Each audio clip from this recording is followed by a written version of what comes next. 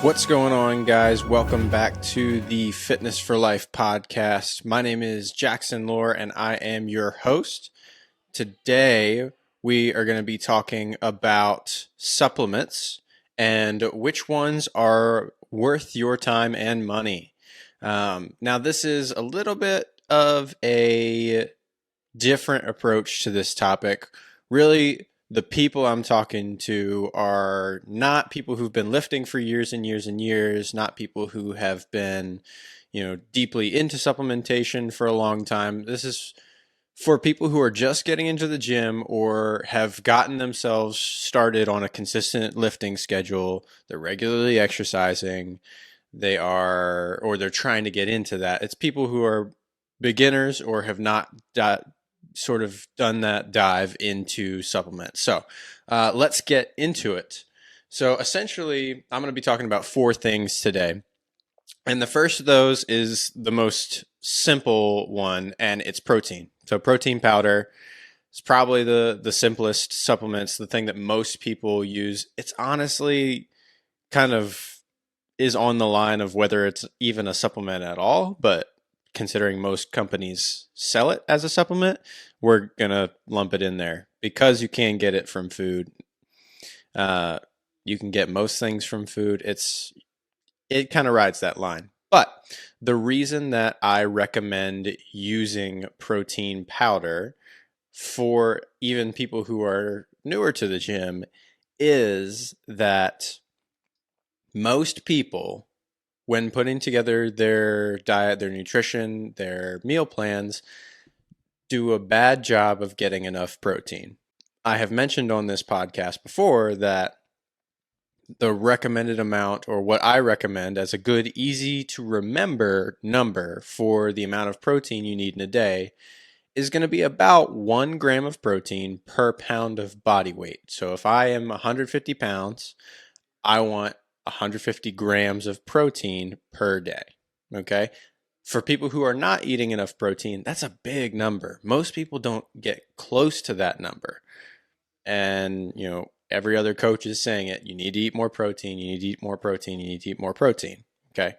So this is something that I think the keto diet lends itself to really well. I'm not saying keto is right for everyone. It helps for some people. There's nuance to that.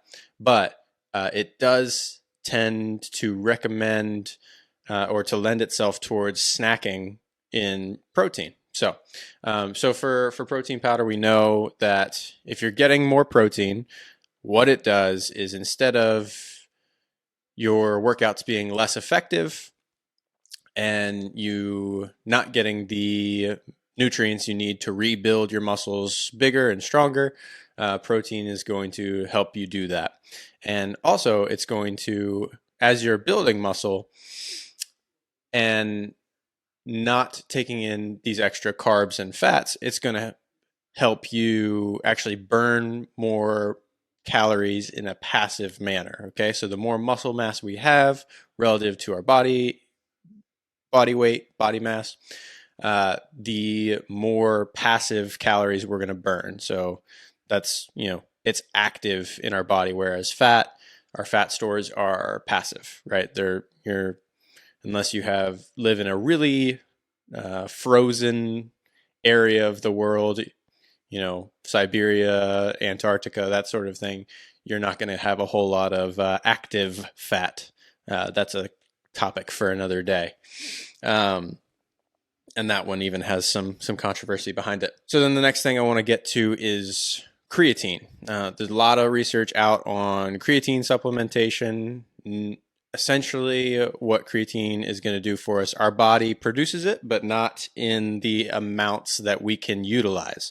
Creatine is going to help us essentially have more energy for our lifts.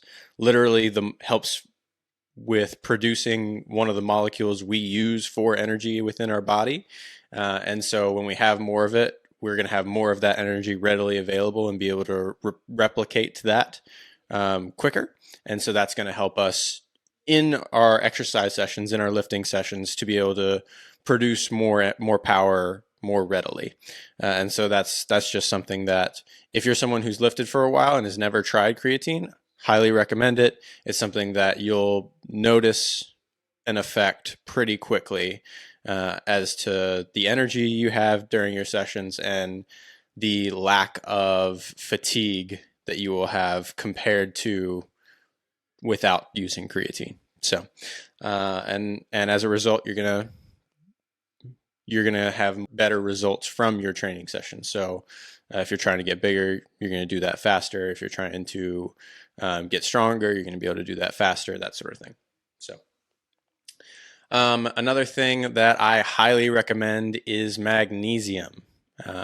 Magnesium is really great for everyone to take. A lot of people are going to be low in magnesium, so it's not a bad supplement to take. It's harder to get from, most people have a hard time getting it from their, their nutritional sources. And so that's another reason why I recommend it. But the biggest things it's going to do for you, it's going to help you improve your sleep, which is, I've talked about it very recently. It's one of the best things you can do for yourself is get quality sleep. And then it's going to help you boost your immune system. So magnesium, vitamin D can do this as well.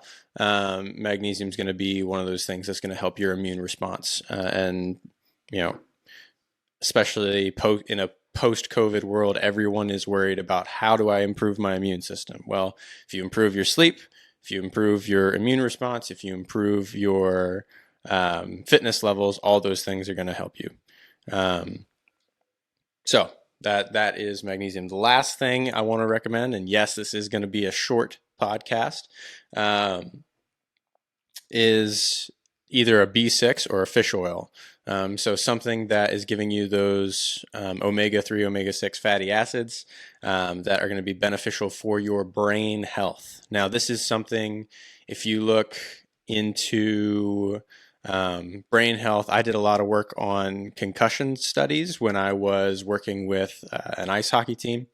And that is something that we would recommend to our guys who got concussions is, okay, or our athletes who got concussions, okay, in order to help your brain heal more efficiently, we want to be taking a fish oil pill if we can, or eating fish.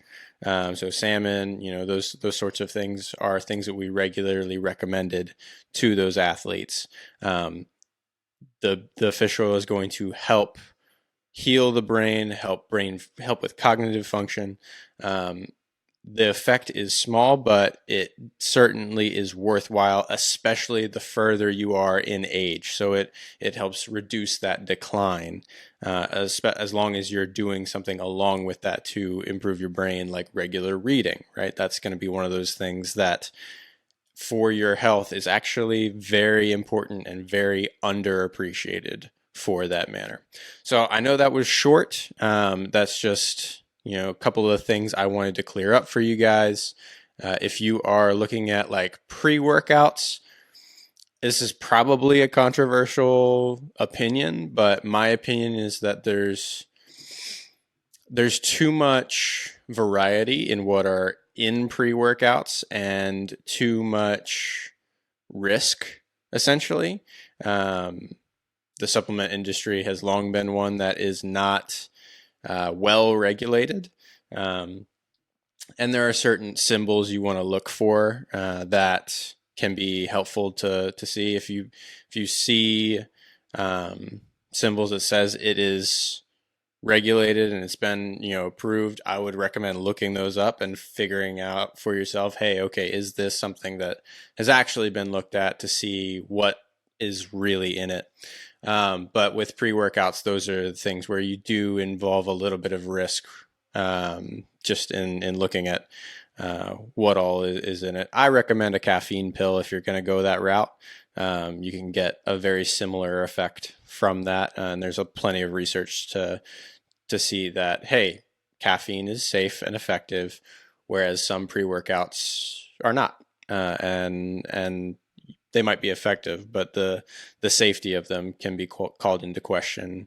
So those are the things. If you're just getting into the gym, get your protein powder. Absolutely. That's going to help you get the protein you need.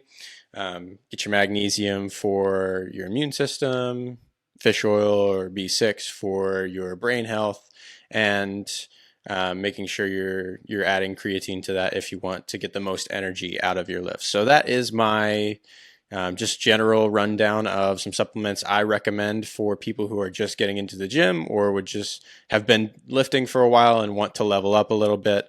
That is what I recommend.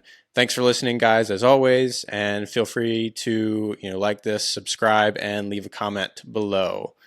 Thanks, guys.